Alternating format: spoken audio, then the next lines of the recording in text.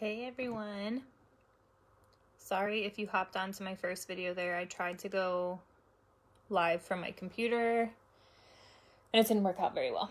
So if you are hopping on, say hey either now or if it's later and you're watching the replay, say hey. I hit director yesterday and I'm super excited. And so Natalie and Erica asked me to do a little video about kind of my journey, how I started, any tips that I had or thought would be worthwhile to share with the group. Hi, Colleen. So I thought I would talk a little bit about some recruiting do's and don'ts. I want to start by saying I am by no means an expert when it comes to recruiting. There are many girls. Here's the belly. Oh yeah, by the way, 36 and a half-ish weeks pregnant. So yeah, it's looking real good right here. But they pocket tee and everywhere pants. It's kind of my jam right now. Anyways, so I am by no means the recruiting expert. I just wanted to share some things that I've learned in my direct sales experience, especially since Zaya is a new company. I think a lot of reps who are Zaya reps, this is their first go around. This is their first company. This is the first time they've tried direct sales. And so for me, I have experience with LipSense by Senegence. I was and still am a distributor for Senegence. And I learned so much about recruiting and that process and what to say and what not to say. And I think a lot of it does translate over to any industry, but Zaya especially, I think, can be one that we can kind of carry some things over to. So I'm going to do my best to not ramble and word vomit, but this is a topic that I really love and that I feel pretty passionate about, so I will try to keep my words to a minimum. The first thing I think that's the most important for you to realize as a rep of any direct sales company, whether it's Zaya or anything else, is that it's not about you. And I think that's kind of hard for some of us because, of course, we benefit from recruiting, right? Like we get the increased commissions, we get the ranking, we get the trips, we get all of these things that come along with adding people to our team. But I think it's very easy for that to come off the wrong way to our customers or to strangers. So the sooner that I think you realize the opportunity you have in front of you with Zaya and realizing like this is a ground floor company, this is a company that has less than 10,000 reps, like that is an amazing growth potential, and you have the ability to share that with somebody and truly change their life. And it's not about you. It's not about you as the rep. It's about them as a person. How is this going to impact their life? Figure out what their why is, and then cater to that. So do they want to make more money to be a stay-at-home mom? Do they want to be able to travel more? Do they want free activewear? Do they want a network of friends? For me, when I first started direct sales, it was not about the money. It wasn't about being a stay-at-home mom. I was 6 months postpartum with my son. I felt like my entire identity was roped into being a mom, and I had no like Marissa anymore. I'd lost who I was, and I'd lost a hobby and something for me. And so I was like, well, this would kind of be fun, just something to do. And it just totally blew up. And that's awesome, So figure out what makes them tick and roll with it. It's not about you. It's about sharing an opportunity. And I think the sooner you realize that, the better off you will be. Next tip, open your mouth. And I know that sounds really silly and that sounds really simplistic. And you're like, duh, I do. But how much are you truly talking about and sharing the opportunity with people? People are not seeing every single thing you post. So don't get your feelings hurt if you post something and it's crickets, or you post something and you don't really get much response. People are watching still. People are seeing what you do. They're seeing if you remain consistent, and they are watching to see if the seeds that you plant will continue to grow and develop and flourish. So don't feel like, oh, well, I talked about it once, so I've done what I need to do. No, talk about it every chance you get. Anytime you have the opportunity to rope or to pull Zaya into conversation, do it. Again, because this is too good of an opportunity to not share. You can't possibly keep this to yourself and be doing yourself, or anyone else for that matter, you'd be doing a disservice to keep it to yourself, I guess is what I'm trying to say. Next tip, be assumptive. So by assumptive, I mean be confident in what you are saying. I see a lot of people message me or other people on my Senegence team that I was with before, and they say things like this. They say, hey, I wanted to share a little bit about Zaya with you. I thought you would be really good at it, but, if not, it's okay. Or, no pressure. I just thought I would reach out. And you immediately, by saying that, say to them, I thought you would be good, but maybe not. I'm not really 100% sure. So if you're not, it's totally fine. I'll leave you alone. I'll never talk to you ever again. I'll shut up. And so immediately you give them an out. You give them a way to say, okay, even she isn't confident in what she's approaching me about. So be assumptive. Everyone needs this opportunity. Every single person. There's not a single person, single woman, or man for that matter, that you are going to meet that cannot benefit in some way, shape, or form from what Zaya has to offer, whether that's relationships, money, activewear, a hobby, I don't care. So don't give yourself an out. Stop saying things like, no pressure if not. You don't have to say that. That's unnecessary information that doesn't exude confidence in what you are approaching or what you are sharing with them. So just cut it out of your conversation. I know it's hard, and because in our mind we want to say, I don't want to come off that way. I don't want to come off as salesy. But I think if you're approaching it in the right way and you're finding what they truly love and what they are passionate about and why they might be interested in doing something like Zaya, you don't come off as salesy. And so because you're not coming off as salesy, you don't need to feel like you have to give yourself a back door.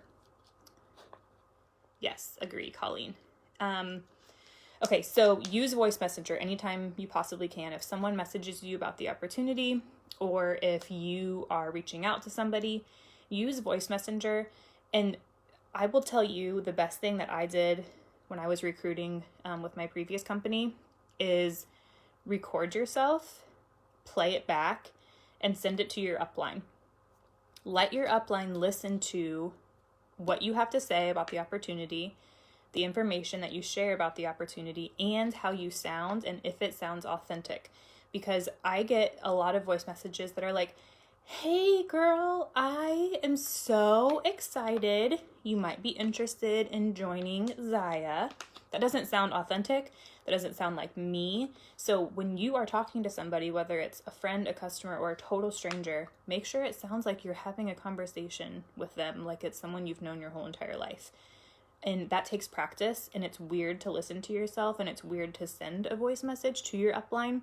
But I promise if you get used to recording yourself and sending it to somebody else to listen to and let them give you constructive criticism and feedback on not only how you sound, but what you say, that will make a huge difference. Because when someone reaches out to you and you send them 18 paragraphs of information, you say, here's our commission structure, and here's this, and here's that, and here's this, and we also have hostess rewards, and there's this group, and there's free activewear, they immediately are like, whoa, I'm overwhelmed. So the very first thing I do is I send a voice message that just says, basically like, I'm so excited you might be interested in kind of this opportunity and kind of thinking about things a little bit further. What has kind of drawn you to Zaya in the first place?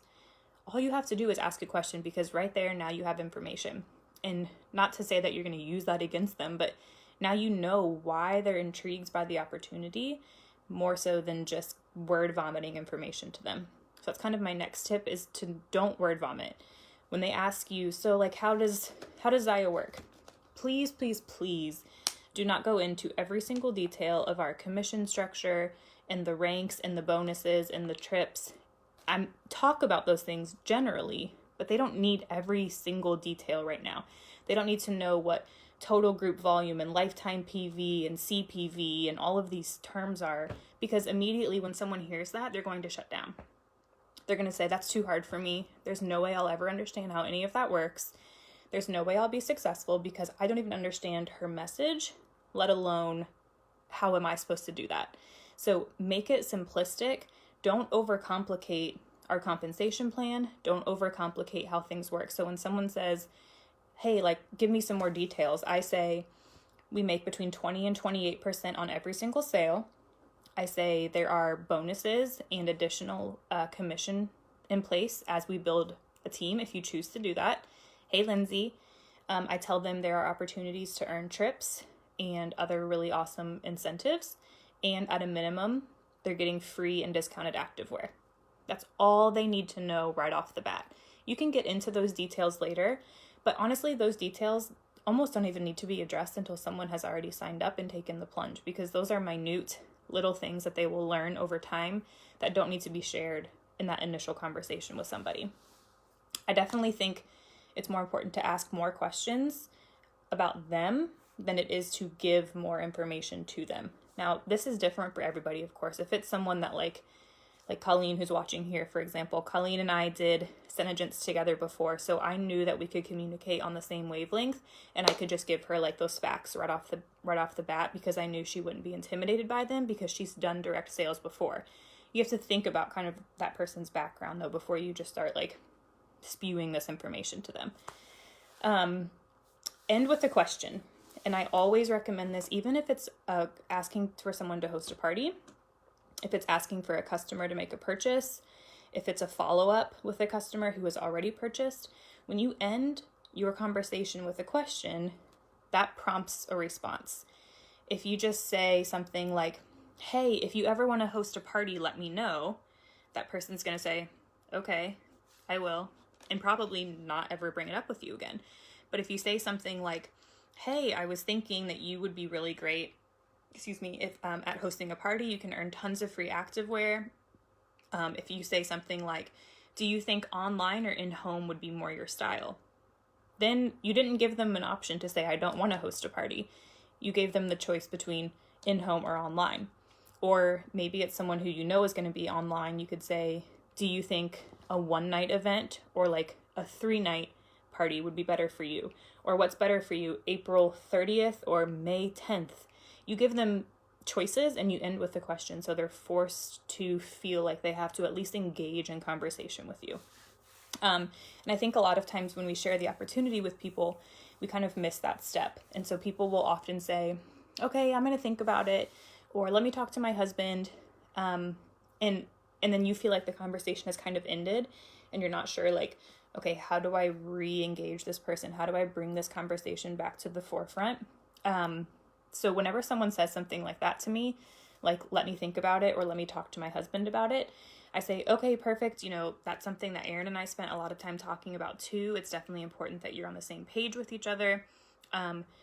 If, tonight's Monday, maybe I'll say, like, do you think I can check in with you Thursday? Then you actually follow up.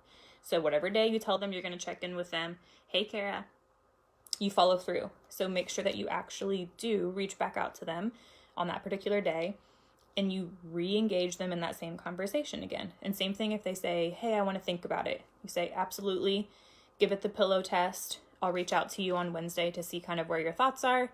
In the meantime, write down some questions that you have for me that we can talk about on Wednesday. You've already opened the door again to having that conversation again. Whereas if you just say, okay, sounds good, then you feel awkward about, like, when do I message them again, and when is too much, or do I just let them go and approach me? You've already kind of opened that door of communication. And then another really great resource is third-party validation. So third-party validation is really, really important if someone is on the fence and you're like, okay, how do I close this deal? Like, we've kind of gone back and forth. I need to just kind of get them to take the jump here. What do I need to do next? A good question to end with is, would you like me to go ahead and send you the link to get you started? Sometimes they say, yeah, that sounds good, and you can send them your link and be on your way. Oh, Ashley, hardly. There are many, many, many times that I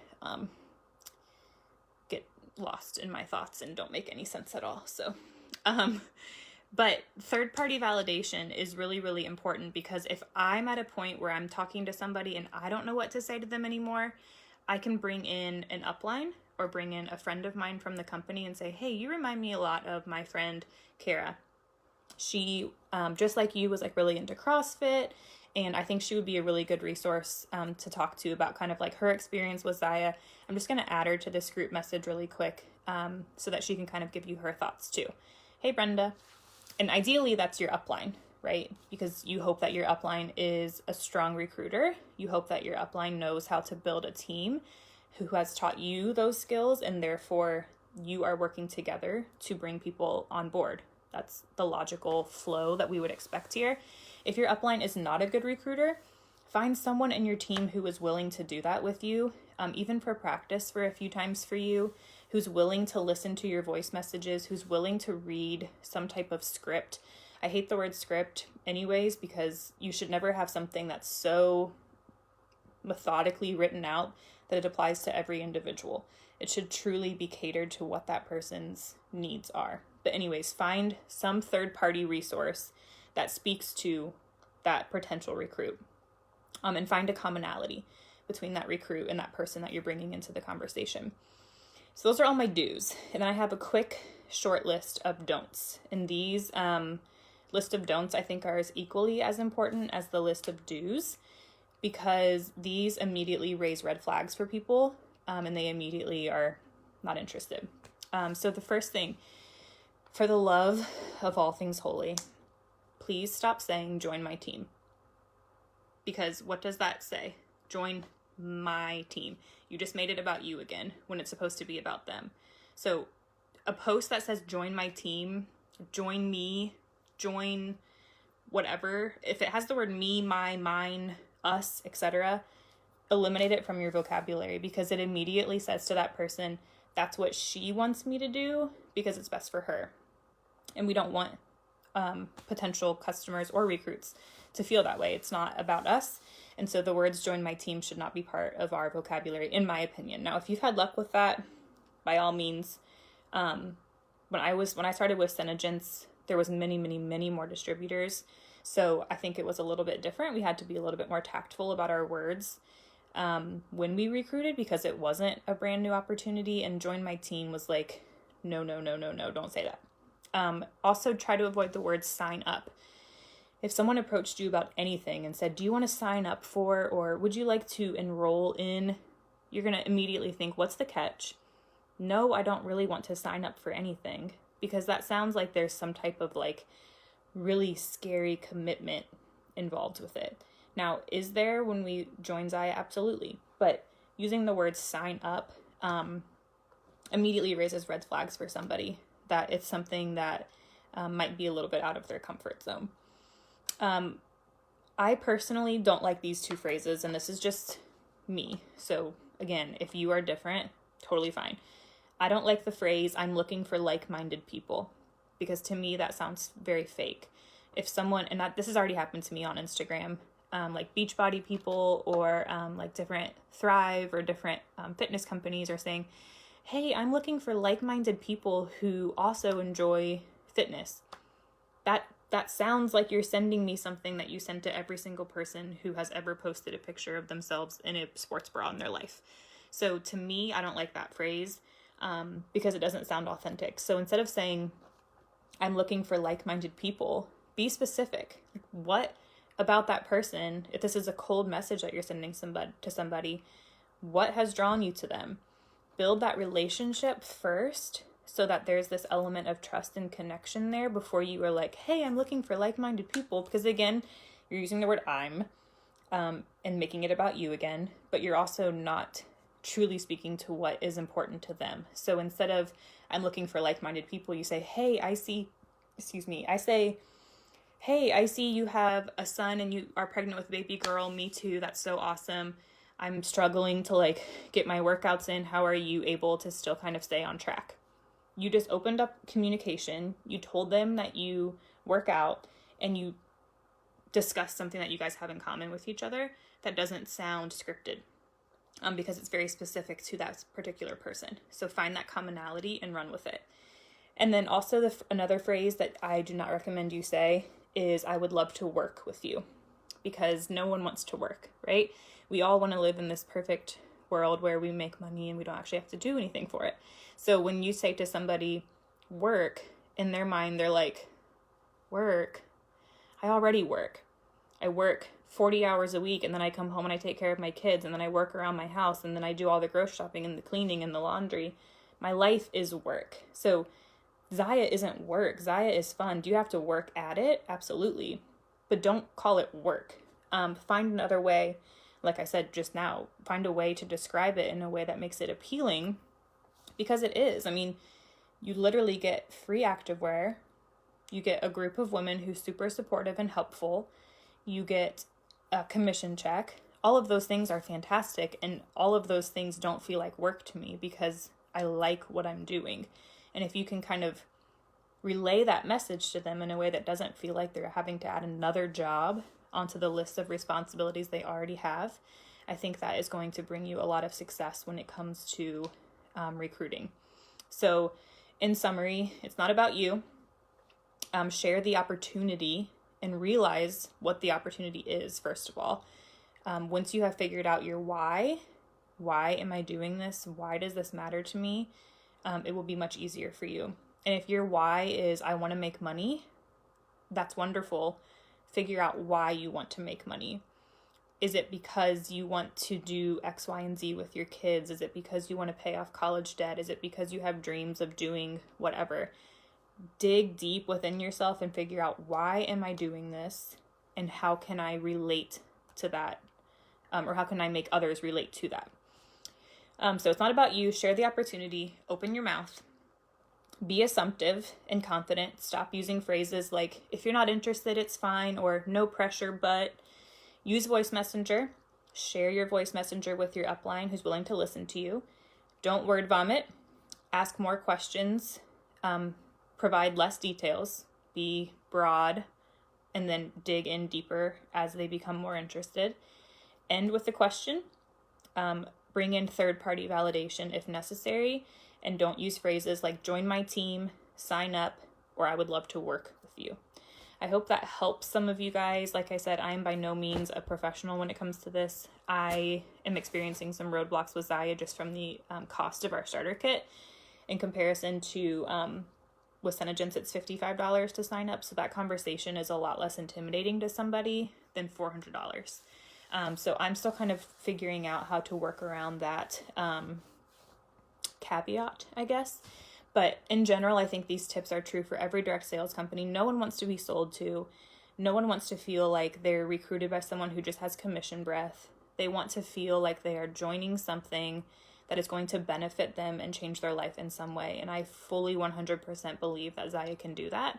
And when you're authentic and you speak from the heart about what it's doing for you, and why you're doing it, why you're intrigued by it, people feed off of that energy. They feed off of the realness that comes from that.